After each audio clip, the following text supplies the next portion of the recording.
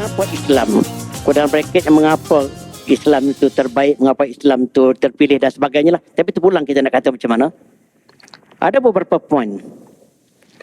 Yang pertama sekali, Islam sahaja diterima oleh Allah. Ini bukan dakwaan emosi. Tuan-tuan boleh rujuk surah Ali Imran ayat 83. Tiratin dan saudara-saudara sekalian. Alhamdulillah kita bertemu lagi. Ialah sebagai pendahuluan sebelum saya masuk pada tajuk, ringkas saja. Keputusan pilihan raya telah keluar. Tentulah dalam pertandingan ada kalah ada menang. Yang kalah tentu dia bersedih, yang menang tentu dia seronok. Itu biasalah. Tapi kita kena ingat tuan-tuan sekalian, di segi tauhid, di segi akidah, apa yang telah berlaku, yang sedang berlaku,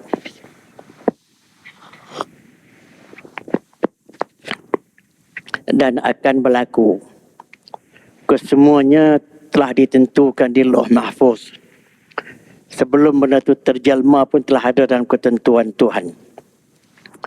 Jadi kita sebenarnya kita berlakon di atas skrip yang telah ditentukan oleh Allah dalam menjalani proses kehidupan ini.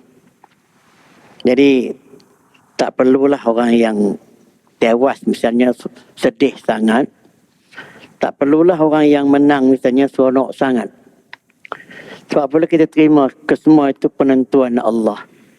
Setiap penentuan Allah di segi tauhidnya ada hikmatnya. Hikmat yang kita tak tahu, kemungkinan kita tahu kemudian. Ada satu ayat ringkas yang nak sebut sini. Surah Al-Baqarah ayat 216. Kutiba alaikumul qitalu. Kamu telah difardukan untuk berperang di pada zaman Nabi dulu. Wa huwa karhun lakum. Dan berperang itu kamu tak suka. Wa asa an takrahu syai'an wa huwa khairul lakum.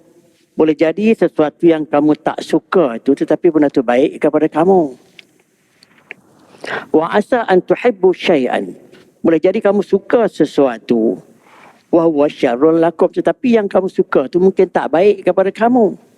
Kita tak tahu yang kita suka itu akibatnya kemudian baik atau tidak. Yang kita tak suka itu akan bawa pada keburukan itu kita tak tahu. Wallahu ya'lamu wa antum la ta'lamun. Allah saja yang mengetahuinya kerana kamu tak tahu. Jadi janganlah kita menganggap segala drama, segala maki hamun, segala apa tu kita anggap berlalu lah. Kita move forward untuk kemajuan negara dan sebagainya, dan kita menerima itu seadanya.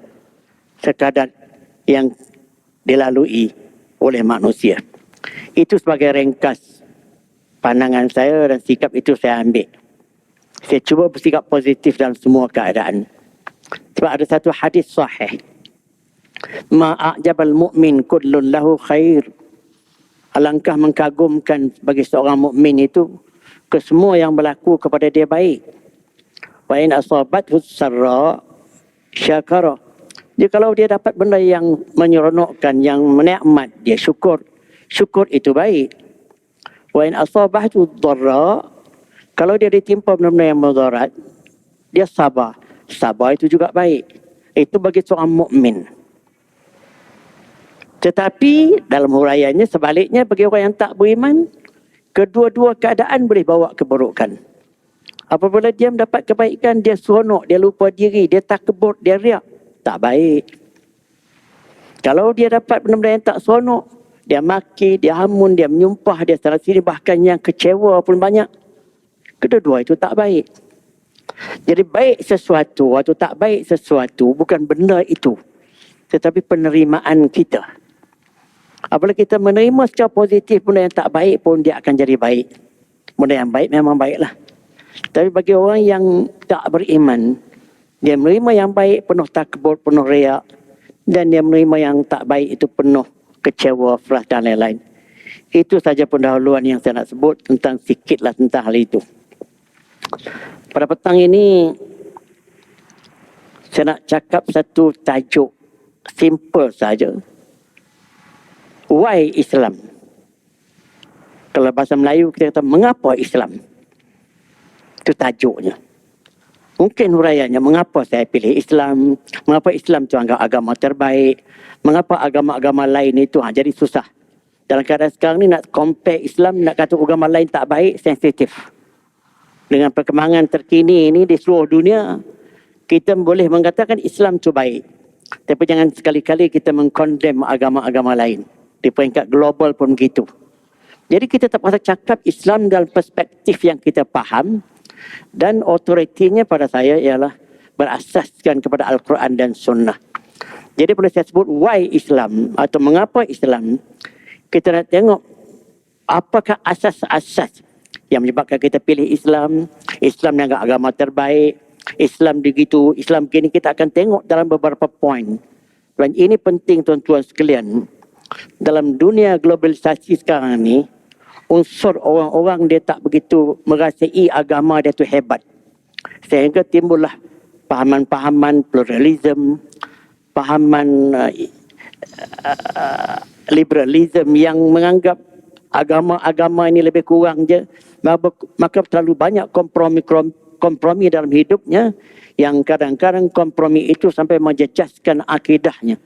Sebab dia tidak begitu mengenali agamanya dengan secara mendalam. Bahkan bagi orang-orang yang pesimis dalam hal-hal begini, dia mungkin lebih mengenali agama lain daripada agama dia sendiri. Wal'ayazubillah.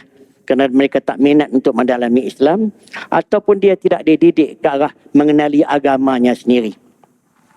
Saya akan sebut beberapa poin tuan-tuan sekalian dalam hal ini. Mengapa Islam? Dalam bracketnya mengapa Islam itu terbaik, mengapa Islam itu terpilih dan sebagainya lah. Tapi terpulang kita nak kata macam mana. Ada beberapa poin.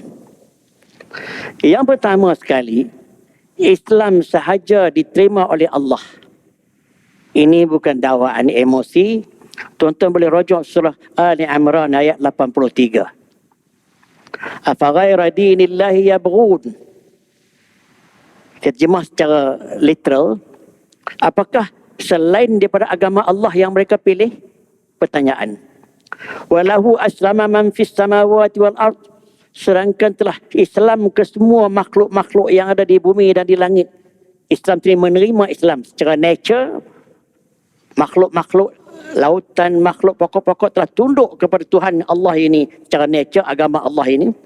Yang ada di langit dan di bumi, sama ada secara sukarela ataupun secara terpaksa. Wa ilaihi turja'un. Secara sukarela macam manusia yang ada iman, ada fikiran, maka dia menerima Islam secara keinginan dia. Secara terpaksa maknanya Tuhan telah letakkan fitrah. Tunduk kepada hukum nature yang Tuhan buat. Kita katakan begini, macam harimau tu walaupun dia makan daging binatang tapi dia tak makan daging anak dia. Tuhan telah letakkan begitu. Maka itu juga fitrah yang Tuhan telah letakkan, tunduk kepada fitrah ciptaan Tuhan. Saya tak nak panjang-panjang sebab nak ulaskan banyak poin. Itu mengapa Islam itu, dalam konteks orang Islam, ialah agama yang diterima oleh Allah sahaja. Agama lain tidak diterima. Yang kedua, agama yang benar di sisi Allah hanya Islam. Ini bukan cakap emosi. Ini cakap akidah, cakap agama, cakap tauhid, berteraskan ayat Al-Quran. Tuan-tuan boleh rujuk surah Ali Imran ayat 19. Inna ad-dina indallahi al-Islam. Sesungguhnya agama di sisi Allah hanya Islam. Wa makhtalafa allazina utul kitab. Tidak ada perbalahan di kalangan orang-orang yang telah menerima kitab-kitab, iaitu orang-orang dahulu. Mereka tak berselisih pun untuk hal ini. Illa min ba'di ma ja'atuhumul ilmu baghiyan bainahum. Melainkan setelah mereka mendapat berbagai-bagai ilmu, mereka telah memperoleh berbagai-bagai ilmu, dan kerana sikap mereka yang ingin mencapai benda-benda yang berlebihan daripada luar kemampuan mereka, akhirnya mereka tidak menerima realiti ini. Mereka seolah-olahnya tidak terima hakikat yang Islam itu benar. Sebahagian daripada mereka.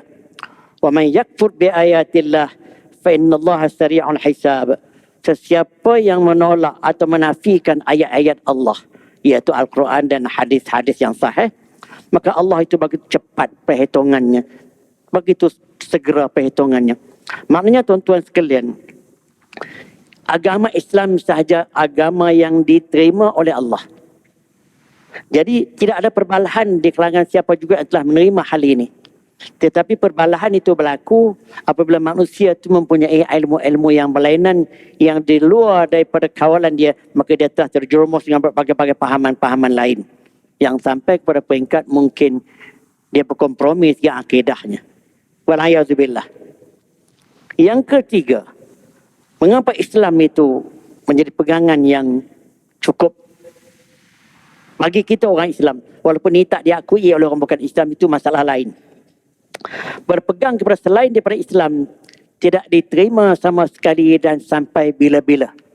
Ini ditegaskan oleh Allah dalam surah Ali Imran juga ayat 85. Wa man yabtaghi ghairal islami dinan, sesiapa yang memilih selain daripada agama Islam sebagai satu agama, falan yuqbala minhu. Falan ni bahasa Arab kata lan tu forever, sampai bila, will never, sampai bila-bila mereka tak akan diterima untuk masa depan, bukan kata ada tempoh tertentu, sehingga bila-bila mereka tak diterima oleh Allah. Wa huwa fil akhirati minal khasirin, dan orang-orang yang macam itu akan rugi di akhirat. Maksud akan rugi di akhirat, dia mati sebagai seorang yang tidak beriman, masuk neraka maknanya. Saya cuba ringkaskan saja maksud-maksud ayat ini. Jadi dengan sebab itu tuan-tuan sekalian, masalah memilih agama Islam bukan masalah pilihan-pilihan yang calang-calang, tetapi yang telah kita warisi sejak pada zaman-zaman dulu. Kita di Islam secara keturunan, tapi kita jangan biarkan keturunan itu meragukan kita kerana kita tidak mendalami agama kita. Maka di sini kalau kita mencari agama lain kerana kita tidak mendalami agama kita, kita masih tak berpuas hati dengan berbagai-bagai aspek dalam agama kita, maka itu kekurangan, kecacatan daripada kita sendiri yang kita tidak mendalami agama kita. Dan ini telah berlaku dan sedang berlaku di kalangan orang Islam juga. Sebab itu tak pelik berlaku gerakan-gerakan anti-Islam. Ada kata orang Melayu menjadi murtad pun banyak, kumpulan Kristian Islam pun banyak. Ada berita macam itu. Kesahihannya wallahu a'lam. Persatuan Melayu Kristian pun ada. Sebab bagi orang-orang yang macam ini, mereka tidak mengenali agamanya dengan sempurna, lantas dia tertarik dengan agama-agama yang lain. Wal'ayazubillah. Yang keempat, Islam adalah agama yang sebenar-benarnya, yang paling benar, yang datang daripada Allah melalui Rasulnya dengan petunjuk yang jelas. Maknanya agama Islam bukan agama ciptaan Muhammad. Adik dah diam ya. Walaupun di dalam setengah buku-buku orientalis mengatakan Islam itu created by Muhammad, dan dia katakan Muhammad dapat wahyu, itu pun itu klaim Muhammad. Islam has been revealed to him. Dikatakan dia klaim diri dia. Mana sebab mereka tidak beriman kepada Islam, dia mengatakan Muhammad yang cipta Islam dan Muhammad yang mendakwa yang dirinya mendapat wahyu. Dia guna perkataan-perkataan gitu untuk mengatakan otoritinya hanya Muhammad. Sedangkan kita sebagai seorang Islam, bukan kita yakin kepada apa yang Nabi cakap itu saja, tapi kena yakin kebenaran Islam itu wahyu daripada Allah, hanya melalui Nabi Muhammad. Nabi tidak ada peranan dalam mewujudkan agama Islam, cuma dia mendapat wahyu. Itu perbezaannya daripada orang-orang yang menganggap Nabi itu pencipta kepada Islam. Jangan sekali-kali. Sebab itu dia kata Muhammadur Rasulullah. Muhammad itu wakil Tuhan, the messenger of Allah di muka bumi. Itu saja. Kalau kita terlintas di hati kita, Muhammad SAW itu ialah pencipta Islam, berbahaya tuan-tuan sekalian. Boleh jadi terpesong akidahnya. Tuhan sebut surah At-Taubah ayat 33. Wallazi arsala rasulahu bil huda wa dinil haqq liyudhhirahu 'ala ad-din kullihi walau karihal musyrikun. Allah yang telah mengutuskan rasulnya dengan petunjuk dan agama yang benar, iaitu agama Islam, untuk mengatasi semua agama-agama lain di muka bumi ini, walaupun dibenci oleh orang musyrik, orang bukan Islam. Itu ayat At-Taubah 33. Ayat Saf, surah As-Saf 9 pun ayat yang sama diulang. Dua tempat ayat ni saya tengok dan tafsir. Yang pertama dalam surah At-Taubah 33, yang kedua dalam surah As-Saff ayat 9, ayat yang sama. Jadi Tuhan sebut dengan jelas, dia mengutuskan Rasulnya Muhammad sallallahu alaihi wasallam dengan membawa agama yang benar, iaitu Islam. Petunjuk Allah sini adalah Al-Quran di situ. Kemudian ayat Al-Fath, surah Al-Fath ayat ke-28, tuan-tuan tengok. Wallazi arsala rasulahu bil huda wa dinil haq liyuzhirahu 'ala ad-dini kullihi wa kafa billahi syahida. Di sini ada perbezaan sikit di ujung ayat itu. Walaupun di bahagian pangkal sampai 34 ayat itu hampir sama dengan ayat At-Taubah dengan ayat As-Saff tadi, tapi di bahagian ujung ada perlainan sikit, iaitu dia tambah wa kafa billahi syahida. Itu perbezaannya. Terjemahannya begini. Allah yang mengutuskan Rasulnya Muhammad sallallahu alaihi wasallam dengan petunjuk dan agama yang benar seperti tadi juga. Liyuzhirahu 'ala ad-dini kullihi, untuk mengatasi semua agama-agama yang lain.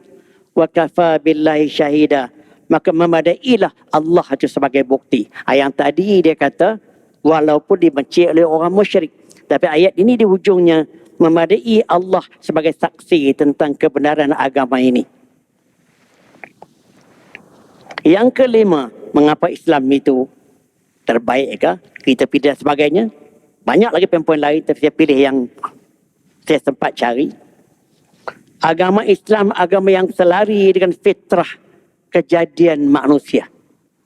Fitrah di sini tuan-tuan sekalian, iaitu nature semula jadi Tuhan jadikan manusia, yang terdiri daripada dua elemen, elemen jasmani dan elemen rohani. Elemen jasmani kita perlu makan, perlu minum dan sebagainya. Kita memerlukan berbagai-bagai zat dan sebagainya. Maka ajaran Islam kita tengok menepati kehendak ini. Kita boleh makan ke semua jenis makanan. Yang tak boleh itu sikit saja. Kita boleh makan berbagai-bagai jenis-jenis tumbuh-tumbuhan. Yang tak boleh makan itu sikit saja. Kita boleh makan ikan, boleh makan daging dan sebagainya. Nak mengatakan agama Islam adalah agama yang selari dengan fitrah. Tetapi ada agama-agama lain yang langsung tak boleh makan benda hidup pun ada, yang hanya dengan sayur. Dan ada setengah-setengah agama yang kita nak jadi yang terbaik, jangan kahwin sama sekali. Jadi adakah ini berada di atas fitrah atau tidak? Dan benda ini fact, bukan hanya rekaan, bukan hanya ciptaan, satu fakta. Tapi Islam dengan agamanya, kita boleh makan apa juga yang kita nak makan, yang tak boleh itu sikit saja. Kita boleh menikmati seks dengan yang betul, tapi yang tak boleh, jangan berzina. Maka diberi ruang untuk menikmati seks secara halal itu sampai pada peringkat isteri kalau mampu dan sesuai. Itu keseimbangan yang Tuhan bagi. Tapi jangan tidak dibenarkan kahwin 2 atau 3, tetapi dia bertolak ansur tentang hubungan di luar nikah. Islam bukan macam itu. Tidak ada double standard yang macam itu. Maka ini menunjukkan Islam itu berada di atas agama fitrah. Maka dengan fitrah inilah Islam itu sesuai berada di mana juga. Dan penganutnya, walaupun orang itu berada di bulan, dia boleh menjadi penganut Islam yang baik. Firman Tuhan dalam hal ini surah Ar-Rum ayat 30. Fa'aqim wajhaka lid-dini hanifa. Hadapkanlah wajahmu wahai Muhammad dengan lurus kepada agama ini, iaitu agama yang hanif ini, iaitu agama Islam. Fitratallahi allati fatarna nas 'alaiha. Agama ini mengikut fitrah yang Tuhan telah tentukan ke atas manusia, iaitu yang saya sebut fitrah tadi. La tabdila li khalqillah. Tidak ada tukar ganti, tidak ada alternatif lain, atau tidak ada benda yang boleh ganti fitrah ini. Melainkan fitrah kejadian manusia itu bertukar. Sebab itu Islam menentang LGBT, kerana LGBT itu melanggar fitrah. Islam melawan hubungan jenis sesama laki-laki, melanggar fitrah. Begitu juga perempuan dengan perempuan, kerana itu melanggar fitrah. Tetapi digalakkan laki-laki dengan perempuan yang layak, sebab nak memenuhi kehendak fitrah. Dan ini diterima dalam fikiran kemanusiaan, dan banyak agama di dunia pun menerima benda itu. Maka bagi mereka-mereka yang menolak fitrah yang macam ini, penolakan yang tidak berjejak di atas fitrah manusia. Kemudian lepas itu disebutkan, la tabdila li khalqillah, tidak ada benda yang boleh mengganti kejadian Allah seperti ini. Kadzalika ad-dinul qayyim, begitulah Islam ini agama yang paling benar, agama yang paling lurus sekali. Walakinna aktsarun nasi la ya'lamun. Tapi malangnya banyak manusia tak mengetahui. Banyak manusia tak mengetahui maknanya ramai yang tak menganut Islam. Ataupun orang Islam sendiri pun tak begitu memahami secara mendalam agama dia sendiri. Itu maksudnya. Yang keenam, agama Islam terutama segi akidahnya adalah selari dengan akal fikiran dan diterima oleh fikiran yang waras tentang realiti, terutama aspek-aspek ketuhanan dalam Islam.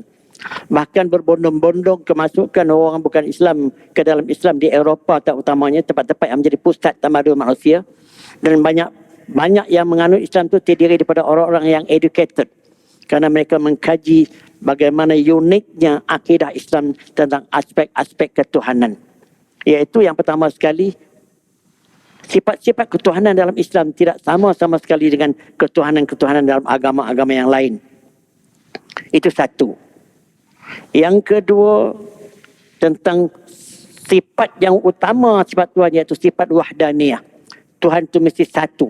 Dan kesatuan Tuhan itu, ataupun kita katakan tauhid Tuhan itu, uniknya tidak ada persamaan dengan mana-mana agama di muka bumi ini. Maka dengan sebab itu, pahaman unsur tauhid di dalam Islam ini telah menjadi tarikan yang penting kepada banyak penganut-penganut agama lain yang telah bertukar akidah, kerana dia memikirkan tak mungkin Tuhan itu ada anak, tak mungkin Tuhan itu ada jenis Tuhan baik, Tuhan tak mungkin begitu. Tuhan semestinya Tuhan seperti mana pada fikiran mereka yang mengkaji itu ialah Tuhan yang dianjurkan di dalam Islam. Tuan-tuan sekalian, konsep ketuhanan ini benda yang tak nampak tengok. Benda yang hanya diberitahu melalui agama masing-masing. Islam begini tentang sifat-sifat Tuhan, agama lain begini-begini tentang sifat Tuhan.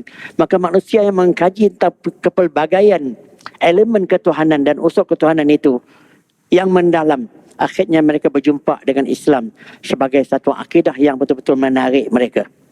Tuan-tuan sekalian, saya nak komen sedikit tentang hal ini. Kalau kita melihat di segi persamaan Islam ini, tentang bab-bab hukum hakam, benda yang Islam tak bagi, agama lain juga tak bagi, bergaduh, membunuh, mencuri, merampas, semua tak boleh. Hampir sama. Benda yang baik pada agama lain, pada agama Islam pun baik juga, hampir sama. Tapi perkara yang paling unik Islam berbeza dengan agama lain ialah aspek akidahnya. Ini yang tidak ada persamaan, terutamanya aspek tauhidnya Allah. Dan pegangan hidup kita yang berada di atas kalimah tauhid, asyhadu an la ilaha illallah, yang menjadi moto kehidupan kita, berada di atas kehendak tauhid ini. Maka inilah satu keunikan yang tidak boleh kita kompromi sama sekali. Walaupun dalam aspek-aspek yang lain mungkin kita dapati 70%, 80% ada persamaan. Tapi kerana perbezaan dia dalam aspek ketuhanan ini, tentang akidah ini, maka kita tidak boleh berkompromi lebih daripada itu. Itu keunikan akidah Islam. Sebab itu kalau tuan-tuan tengok surah Al-Baqarah ayat 164. Ini antara ayat-ayat yang saya telah pilih. Inna fi khalqis samawati wal ard, sesungguhnya pada kejadian langit dan bumi, pada penciptaan langit dan bumi, bagaimana keunikan Tuhan mencipta langit dan bumi. Waqtilafil laili wan nahar, bagaimana pertukaran siang dan malam, bersilih ganti antara siang dan malam. Wal fulkil lati tajri fil bahri, bagaimana perahu-perahu atau kapal-kapal layar pada zaman dulu yang berlayar di laut. Kalau sekarang dia pakai enjin, ke zaman dulu pakai layar, angin yang membawa sampai ke seluruh dunia. Bima yang fa'unas, kesemua itu membawa kebaikan kepada manusia. Wa ma anzalallahu minas sama, apa juga yang Allah turunkan daripada langit. Min ma'in, iaitu di hujan. Maksudnya Tuhan turunkan daripada langit hujan. Fahya bil arda ba'da mautiha, dan Tuhan telah hidupkan bumi ini selepas pada hujan turun itu.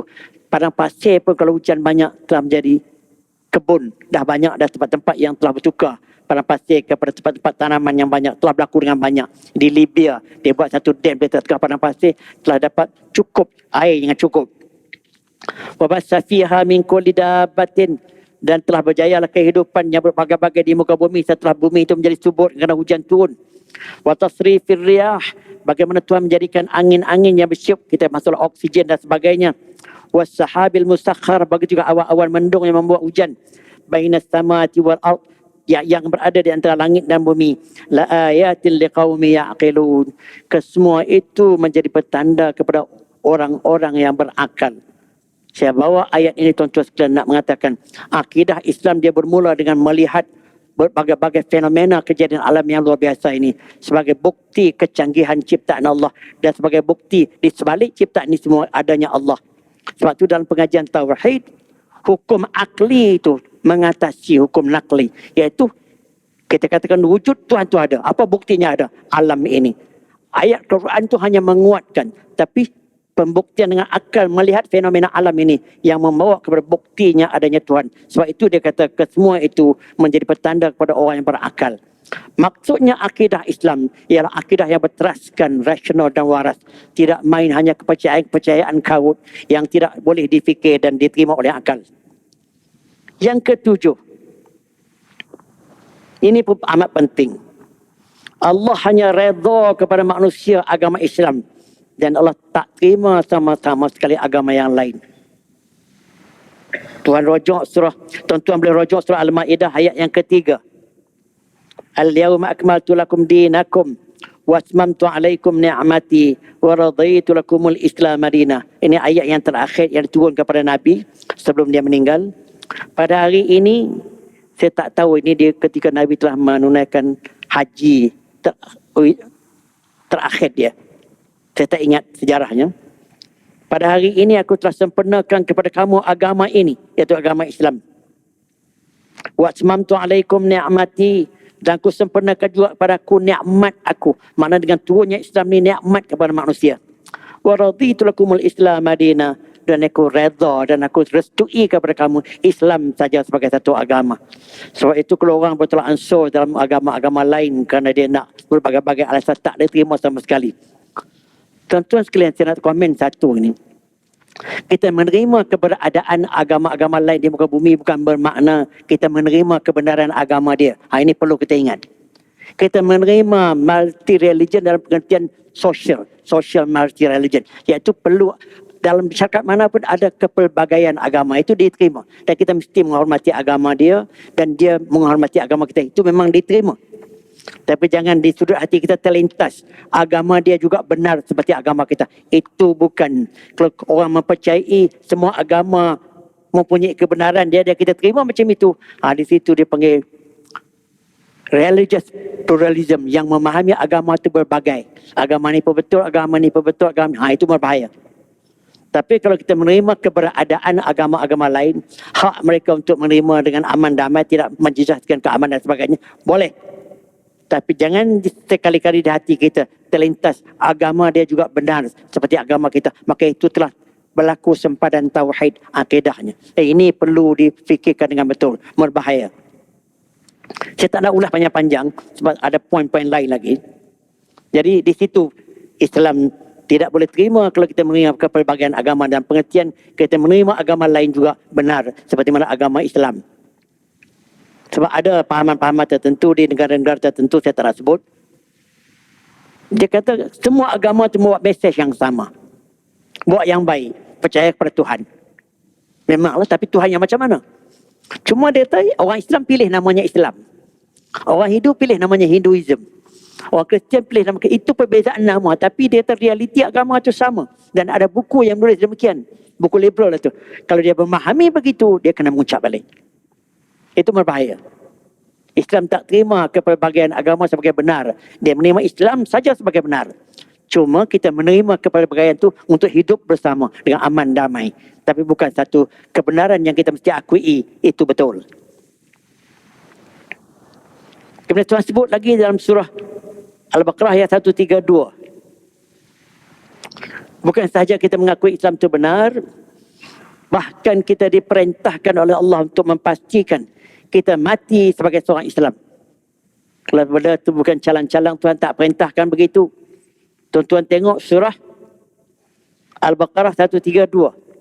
Wasta biha Ibrahim banihi. Wasta biha Ibrahim banihi wa Yaqubu. Ya bunayya, inna Allah astafa lakumud din, fala tamutunna illa wa antum muslimun. Terjemahannya, Dan Ibrahim mewasiatkan ucapan itu kepada anak-anak, iaitu antaranya Nabi Yaqub. Begitu juga Nabi Yaqub, dia telah menyeru kepada anak-anaknya, wahai anak-anakku, sesungguhnya Allah telah memilih agama ini untukmu. Agama ini adalah agama Islam. Maka janganlah kamu mati kecuali dalam keadaan muslimin.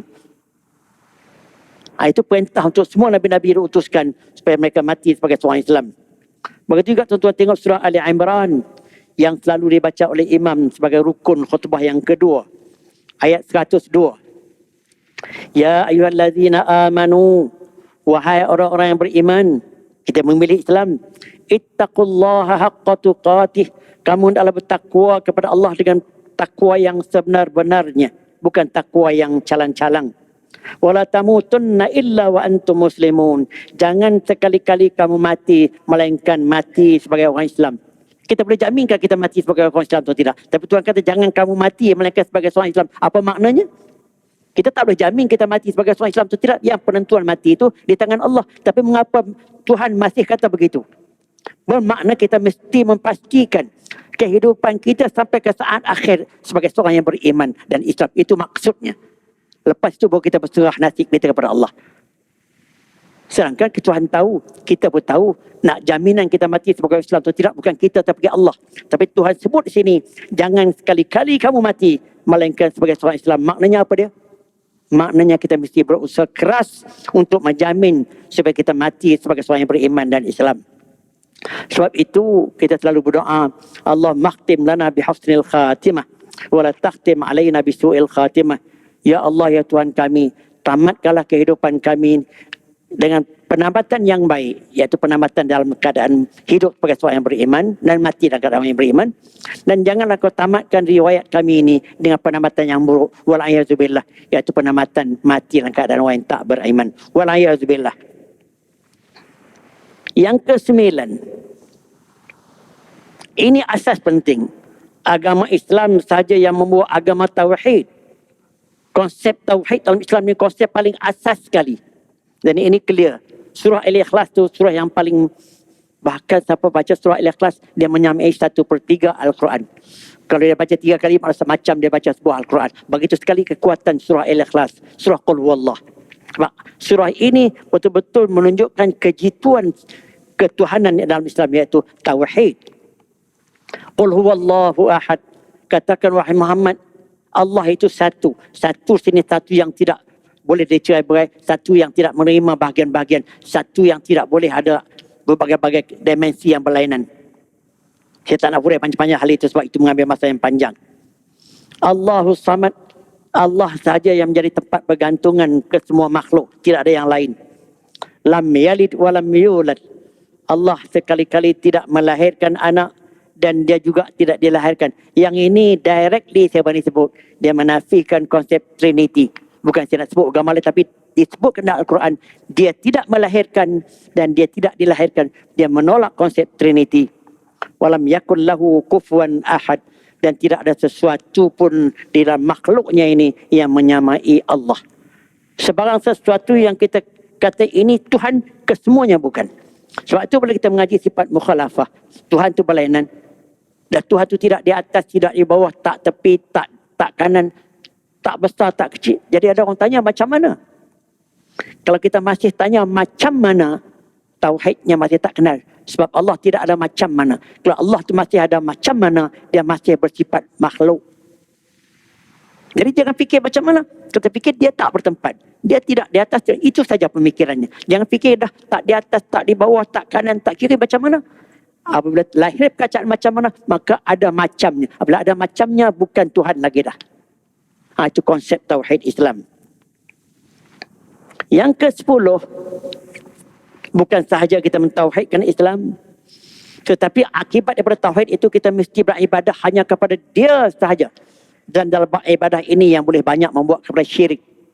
Dia menyembah pokok, menyembah baharu, puja pokok, minta doa kepada orang tertentu, berpuja makhluk dan berbagai. Ini satu dosa syirik yang paling besar. Sebab bertentangan dengan konsep surah Al-Kafirun. Sebab tu ayat Qul ya ayyuhal kafirun dengan ayat Qul Allah tu selalu digandingkan oleh orang nak sembahyang hajat, nak sembahyang apa. Sebab dua ayat yang cukup pukal dalam masalah akidah Islam. Ayat yang Qul ya Katakan wahai Muhammad, ya ayyuhal kafirun, wahai orang-orang yang kafir, la a'budu ma ta'budun, aku sekali-kali tak sembah apa yang kamu sembah. Wala antum a'biduna ma a'bud, kamu juga tak sembah apa yang aku sembah. Wala ana a'bidu ma abattum. Tuan ulang lagi yang kedua, aku tak akan sembah sekali-kali apa yang kamu sembah. Wala antum a'biduna ma a'bud, kamu juga tak sembah apa yang kamu sembah. Kau dah begitu? Lakum dinukum waliyadin. Kamu dengan agama kamu, aku dengan agama aku. Ayat ini turun tuan-tuan sekalian, ada satu insiden. Apabila Nabi dia intensify dia punya tauhid dakwah je, maka orang-orang musyrik Mekah ni tak tahan lagi dah. Di Madinah tak tahan lagi dah tentang dakwah Nabi yang bertubi-tubi ni. Dia tak nak mengalah. Akhirnya mereka buat deal dengan dia. Wahai Muhammad, beginilah, boleh tak engkau sembah Tuhan kami setahun, kami sembah Tuhan kau setahun. Waktu tu juga turun ayat ini. Dalam bab ini no compromise at all, completely. Sebab tu Tuhan ulang 2 kali. Kamu agama kamu, aku agama aku tak akan sembah apa yang kamu sembah. Kamu pun tak akan sembah apa yang kamu sembah. Maka Tuhan ulang 2 kali menunjukkan bab amal ibadah ini bukan benda yang boleh dikompromi, tuan-tuan sekalian. Jadi dalam bab amal ibadah ni yang manusia berlaku syirik banyak. Sebab dia menerima Tuhan yang satu, tetapi dia boleh masih memuja berbagai-bagai pemujaan. Dia masih percaya kepada berbagai-bagai perkara-perkara lain yang boleh menjejaskan tauhid dia. Maka semua itu dianggap dia telah menyesatkan amal ibadahnya. Maka 2 ini tuan-tuan sekalian jelas. Mentauhidkan Allah dalam sifat Qul huwallah, dan kita tidak boleh kompromi tentang unsur-unsur yang boleh bawa pada syirik. Tentang ayat Al-Kafirun. Itu yang ke-10. Yang ke-11. Segala perkara yang kita telah buat, sedang buat dan akan buat di dalam Islam, kesemuanya semestinya kerana Allah. Tidak boleh kerana yang lain. Sama ada kita buat yang Tuhan suruh atau kita tinggal yang Tuhan cegah, apa juga yang kita buat, kita lalui dalam hidup, kesemuanya disandarkan semata-mata kerana Allah. Konsep kerana Allah ni tiada ulas panjang dah. Kita cari makan rezeki pun kerana Allah suruh nak jaga anak isteri. Bahkan kita menjaga nafkah batin untuk isteri kita, Tuhan suruh sebab menjaga keperluan seks pasangan suami isteri. Berbagai-bagai keadaan. Sebab itu saya pernah kata, kita main golf pun ada unsur kerana Allah. Jadi Tuhan sebut, tuan-tuan tengok surah Al-An'am ayat 162 yang menjadi sebahagian daripada doa iftitah kita, yang kita sebut setiap kali baca sembahyang tu, kita baca ayat ni sebagai sebahagian daripada doa iftitah. Qul inna salati wa nusuki wa mahyaya wa mamati lillahi rabbil alamin la syarikalah wa bidzalika umirtu wa ana minal muslimin. Surah Al-An'am ayat 162. Katakan wahai Muhammad, katakan kepada mereka lah, sesungguhnya solatku, ibadatku, hidupku, matiku dan kesemuanya semata-mata kerana Allah. Sebab itu tuan-tuan sekalian, ada ulama mengatakan kehidupan kita keseluruhannya boleh menjadi ibadat. Yang penting niat kita betul dan apa yang kita buat tadi tidak bercanggah dengan hukum makam Islam. Kesemuanya menjadi ibadat. Jangan fikir ibadat ni nak kena ambil tasbih di tangan je. Jangan nak kena masuk masjid yang ibadat. Kita berada di mana juga kita boleh buat ibadat. Masuk bilik air itu boleh berlaku ibadah. Ada doa-doanya. Nak keluar ada doa-doanya. Ya tak? Jadi kerana itu, skop ibadah dalam Islam ni merangkumi kehidupan dan ayat ini mengesahkannya. Yang ke-12 terakhir, saya nak ngam dengan masa sesuai dengan yang telah dirakam itu. Oleh sebab Islam tidak berkompromi tentang akidahnya. Akibat dia tak kompromi, akidahnya dia tak kompromi juga tentang amal ibadah kita takut berlaku syirik. Maka ada satu perkara yang amat perlu kita jaga, yang boleh merosakkan akidah kita, iaitu syirik. Amal-amal perbuatan salah yang lain besar mana pun insya-Allah Tuhan ampun. Kita bertaubatlah. Bahkan kalau kita tak taubat pun, kalau dosa-dosa yang lain, kalau Tuhan rasa dia nak ampunkan boleh.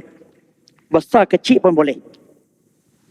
Ada ulama kata kalau dosa besar kita tak taubat, kalau Tuhan ampun boleh. Tapi kalau kita bertaubat, lagi mudah Tuhan ampun. Tapi dosa ini kita minta taubat pun Tuhan tak terima taubatnya. Sebab dosa ini dia menjejaskan perkara nombor 1 dalam tauhid, iaitu dia menjejaskan tauhid Allah. Dia menjejaskan zat Allah itu sendiri, iaitu syirik. Semua dosa-dosa lain diampunkannya. Bermakna jaga yang ini dalam hidup kita sepanjang masa. sepanjang waktu. Jangan sekali-kali kita terjebak dengan sebarang pahaman, sebarang ism, sebarang amalan yang boleh menjejaskan tauhid kita kerana mensyirikkan Allah. Tuhan sebut surah An-Nisa ayat 48. Inna Allah la yaghfiru an yushraka bihi wa yaghfiru ma duna dzalika liman yasha. Wa man yusyrik billah faqad iftara isman 'azima. Allah sekali-kali tidak mengampunkan sesiapa yang mensyirikkannya. Sekali-kali tidak mengampunkannya. Tetapi dia boleh mengampunkan dosa-dosa lain walaupun dosa besar. Dosa kecil lebih lagi lah bagi sesiapa yang Tuhan nak. Wa man yusyrik billah, sesiapa yang mensyirikkan Allah, sesungguhnya dia telah mencipta satu dosa yang amat besar. Itu ayat An-Nisa 48. Lagi satu ayat surah An-Nisa juga ayat 116. Inna Allah la yaghfiru an yushraka bihi. Ayat yang hampir sama dengan tadi, tapi ada berlainan sikit di hujungnya. Allah sekali-kali tidak mengampunkan dia untuk disyirikkan dengan sesuatu. Wa yaghfiru ma duna dzalika liman yasha, dan Allah mengampunkan selain daripada dosa syirik itu kepada siapa yang dia hendak. Wa man yusyrik billah, sesiapa yang mensyirikkan Allah, faqad dhalla dhalalan ba'ida, sesungguhnya dia telah sesat dengan sesat-sesatnya. Itu dua ayat yang tangible, evidence menunjukkan dosa syirik tidak maaf bagimu. Bahkan Nabi Ibrahim dia pernah berdoa untuk bapaknya yang tak mengikut Tuhan tegur. Tak boleh. Nabi sendiri pun sebelum turun ayat satu saya tak ingat. Dia berdoa untuk bapa saudara dia yang mati sebagai seorang yang tak pernah muncak bertalib. Tapi Tuhan tegur juga. Innaka la tahdi liman ahbabta walakin Allah yahdi liman yasha. Engkau tak boleh bagi petunjuk kepada Muhammad walaupun orang itu engkau suka, engkau sayang. Kerana yang memberi petunjuk itu ialah Allah. Sebab itu tuan-tuan sekalian, modal utama akidah kita dan iman kita ialah tauhid Allah, beriman kepada Allah, dan musuh utamanya ialah syirik kepada Allah. Jadi yang ini tidak ada kompromi sama sekali. Dan segala amalan ibadah kita mesti ditujukan kepada kehendak yang ini. Tak boleh sama sekali diselewengkan. Apabila kita amalan ibadah kita ditujukan kepada yang lain, terkeluar daripada inna salat kita dia mungkin berlaku syirik. Manakala dosa-dosa yang lain, insya-Allah bersama pun bertaubatlah. Tapi itu taubat tak pernah terlewat walaupun kita dah di ujung kehidupan. Kita bertaubatlah segera. Wasari'u ila maghfiratin min rabbikum wa jannatin 'arduha as-samawati wal ardh u'iddat lil muttaqin. Bersegeralah kamu meminta pengampunan daripada Allah, dan bersegeralah kamu mengejar syurga yang Tuhan telah bentangkan luas di langit, untuk sama luas dengan langit dan bumi, yang Tuhan sediakan pada orang yang bertakwa. Sebab Tuhan pun tahu manusia tak boleh elak daripada melakukan maksiat kecil atau besar. Dia sedia mengampunkannya. Cuma modal kita ialah kita sedia beristighfar dan sedia bertaubat. Itu modal utama. Tetapi tentang syirik, walayazubillah sama sekali.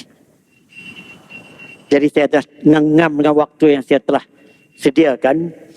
Maaf segala salah silap kepada saya, segala kekurangan. Dan terima kasih juga kepada pihak masjid yang terus memberi ruang kepada saya, yang telah berkhidmat sini saya rasa lebih daripada 28 tahun. Kalau tak silap saya 28 tahun lebih. Sebab Ustaz Zuhairi kata dia telah berkhidmat sini 26 tahun. Sebelum dia berkhidmat sini pun saya dah jadi pengajar di sini. Dan masih dipanggil, bukan diperlukan, masih dipanggil sampai sekarang. Bahkan ditambah pula kalau ada hari Sabtu kelima setiap bulan pada mana-mana bulan dalam setahun tu, saya diminta mungkin dapat tambahan 4 atau 5 kali dengan ada hari Sabtu berkenaan termasuk bulan ni.